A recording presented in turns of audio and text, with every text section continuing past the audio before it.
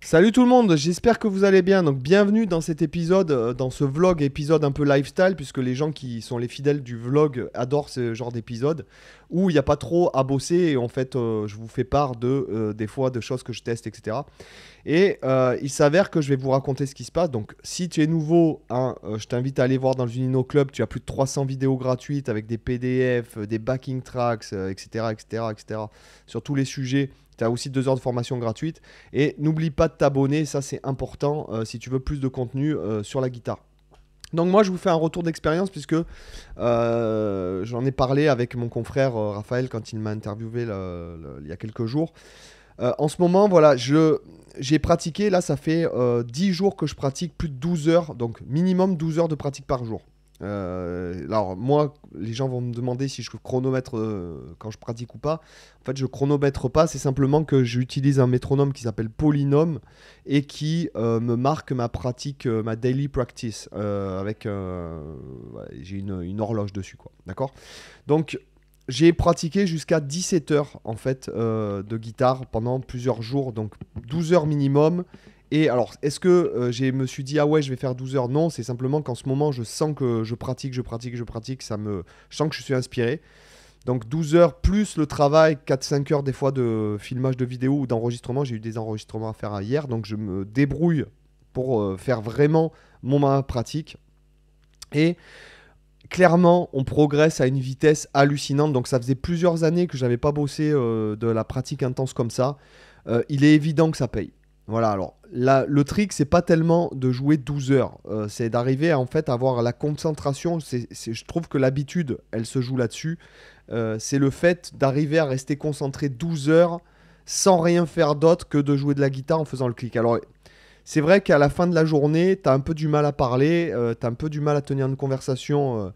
En plus, en ce moment, bref, je parle beaucoup, beaucoup espagnol, donc j'ai beaucoup de mal à la fin de la journée à parler espagnol quand je me suis tapé plus de 10-12 heures de pratique. Voilà. Donc c'est extrêmement dur de tenir la concentration sur le travail. Voilà. C'est pas tellement dur de jouer de la guitare pendant 12 heures. Je pense que sans que tu pratiques, ça arrive, ça doit arriver régulièrement. Mais pratiquer vraiment sur des trucs précis, des sujets précis, en faisant vraiment alors c'est comme je fais moi, c'est-à-dire que je me dis pendant 30 minutes je fais ça, pendant 25 minutes je fais ça, pendant 1 heure je fais que ça.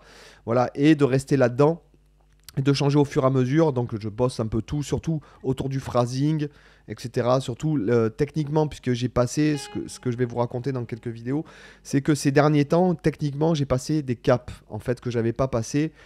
J'ai dû désapprendre certains mouvements pour les réapprendre, notamment au niveau des 2 mains. Notamment, j'en parle souvent du Hammer from Nowhere. Ça y est, je commence à vraiment à obtenir les bénéfices réels de cette technique et à ne plus utiliser le pulling off et de vraiment phraser en legato, ce qui permet de vraiment phraser jazz en legato.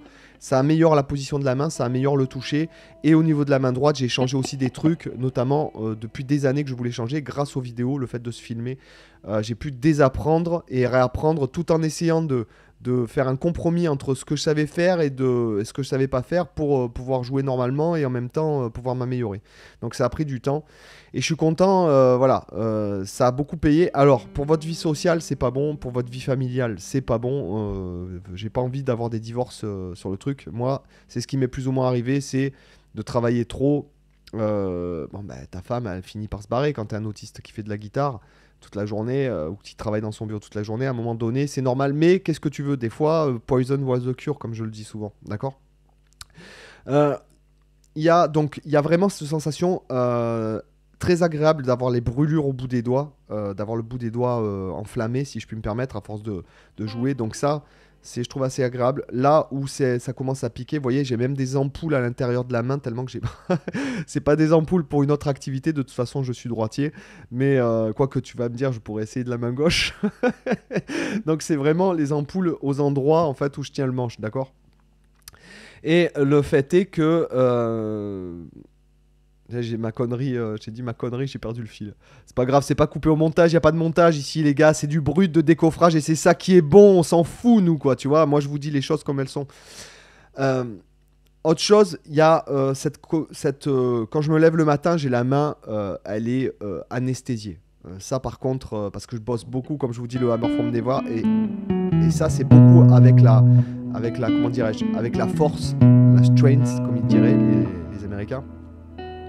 Et c'est vrai que le matin quand je me lève, j'ai la main, je fais ça à la main, je fais des étirements avec mes mains comme ça, comme il montre Petrucci, hein, comme ça. Je fais des trucs comme ça aussi, je m'échauffe les articulations. J'ai l'impression, je sais pas si techniquement ça fait ça, mais en tout cas là quand je fais ça, j'ai l'impression de m'échauffer les articulations. Voilà. Et il se passe un truc, c'est que c'est clair que on progresse à une vitesse hallucinante. Voilà, si jamais, je crois que c'est la première fois vraiment de ma vie où j'ai travaillé en pratique délibérée des heures et des heures comme ça. C'est-à-dire en étant concentré vraiment sur ce que je fais, en fermant les yeux, en respirant. Je vous parle souvent de la méditation, etc. Si je continue comme ça, je vais vraiment voir des gros bénéfices des très gros bénéfices au bout de 6 mois, 1 an, si j'arrive à tenir un peu ce rythme cette hygiène de pratique, non pas quotidienne, dans le fait de bosser 12 heures, comme ça, c'est un peu stupide dans un sens. Et je peux le faire, je peux me le permettre, etc. C'est surtout l'hygiène de pratique au niveau de la pratique délibérée longtemps. Donc des fois, je me mets des conférences en fond, en podcast, parce que vraiment, j'en peux plus. Sinon, en fait, tu commences à parler seul, à avoir des idées bizarres dans ta tête quand tu vois. Donc je me recentre des fois sur la méditation, sur la respiration, voilà, sur ma posture aussi. Je travaille, j'essaie de rester comme ça, bien droit, parce que bon, vous voyez que là, rien que là, vous le voyez, j'ai une carence. Au niveau des... Voilà, je suis complètement tordu. Il faudrait que j'aille chez l'ostéopathe, puisqu'il faut y aller à peu près... Quand on bosse beaucoup assis, il faut y aller à peu près 1 fois par an. Mais en tout cas, voilà. Et honnêtement, au niveau même de mon mindset, c'est-à-dire au niveau de ma façon d'appréhender d'autres tâches, etc., le fait d'avoir une tâche comme ça qui te demande énormément d'attention, après une autre tâche qui va te demander de l'attention... tu vas aller beaucoup plus vite, tu vas rentrer beaucoup plus dedans, et c'est ça que maintenant que je m'entraîne à faire, c'est à rentrer de plus en plus vite dans un état de flow. Je vous en ai parlé plusieurs fois, je vous invite à lire Vivre en français de Mihaly Csikszentmihalyi. Il est en description dans mes suggestions lecture. Si vous arrivez à trouver un état de flow, c'est le travail que vous pouvez abattre et les progrès que vous faites à ce moment-là, c'est énorme. L'état de flow, c'est quoi? C'est un état dans lequel on est entre ce qui est trop difficile et ce qui est trop facile, et qu'on est bien en fait en ligne, si vous voulez, en phase avec son soi-même. Donc si vous travaillez quelque chose de trop facile pendant longtemps, votre cerveau il se déconcentre, vous pensez à la liste des courses, à ce que vous allez manger, à ce que vous allez faire du sport, à vos amis, à des souvenirs, etc. Quand on est dans un état de flow, c'est simple. Moi, j'arrive à complètement déconnecter de la réalité. Et moi, j'aime bien. Après, évidemment, il y a des mecs dans les commentaires qui vont s'exciter, c'est sûr. Mais j'arrive à complètement déconnecter, ne plus avoir aucune pensée pendant des heures et des heures. Et avec la respiration, on rentre dans un état de transe comme ça. Et moi, j'adore. Voilà, j'adore cet état. Enfin, moi, je l'appelle l'état de flow. Probablement que d'autres personnes vont l'appeler différemment. Je laisse mon téléphone. Mon téléphone, il est dans ma cuisine. Voilà, je n'ai plus de téléphone, j'ai plus rien. Je pratique pour pas me laisser polluer par des gens qui vont t'enlever ton énergie, 4 heures d'énergie en te parlant 20 minutes au téléphone. D'accord? Donc ça, maintenant, le téléphone, les addictions, vous voyez, il n'y a aucun écran. Bon, là, je me filme, j'ai ça. Sinon, en fait, l'écran devient noir. Après, j'ai la mer par la fenêtre, donc c'est plus facile que... Voilà. Mais sinon, l'écran devient noir quand je pratique. Là, j'ai les caméras. Donc, ce que je veux vous dire, c'est vraiment d'essayer des fois de vous forcer à pratiquer plus et d'aller au-delà en fait de la saturation. Parce qu'au-delà de la saturation, quand vous allez pratiquer, que vous allez dire, vous allez répéter par exemple le même mouvement ou la même phrase pendant 2 heures, etc., etc., etc., etc., etc. Et vous allez en avoir marre. Et quand vous passez cette saturation, c'est après cette saturation, pour moi en tout cas, parce que je pense que tous les humains sont différents, surtout au niveau du câblage du cerveau, moi je rentre dans un état de transe après la saturation. Et là, les heures, je les vois même pas passer. La dernière fois, c'était il y a 3 ou 4 jours. Je pratiquais. Et mon métronome a affiché 8 heures et j'ai eu l'impression que c'était, allez, sans exagérer, 1 heure et demie. Voilà. Donc 8 heures. qui sont passés comme ça et pratiqués. Et je suis sorti, je suis allé marcher un petit peu quand même pour m'aérer.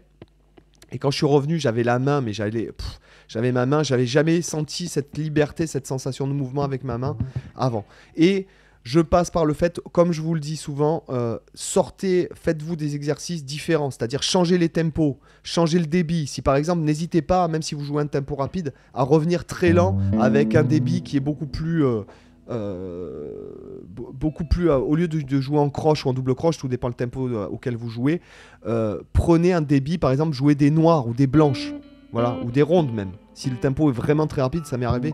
L'autre jour, je suis monté jusqu'à 350 au niveau du métronome. Alors, je joue en croche et en triolet.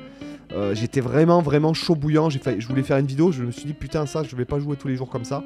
Bon, c'est pas grave, je m'en fous. Je suis pas là pour. Je suis pas un Instagrammeur. Mais en tout cas. Voilà, donc je voulais vous faire part de ce retour d'expérience parce que vous aimez ces épisodes lifestyle, ok. Et on sait jamais, si jamais tu as tenu, je sais pas combien d'heures là, à 11 minutes, mets-moi dans les commentaires le triaxis.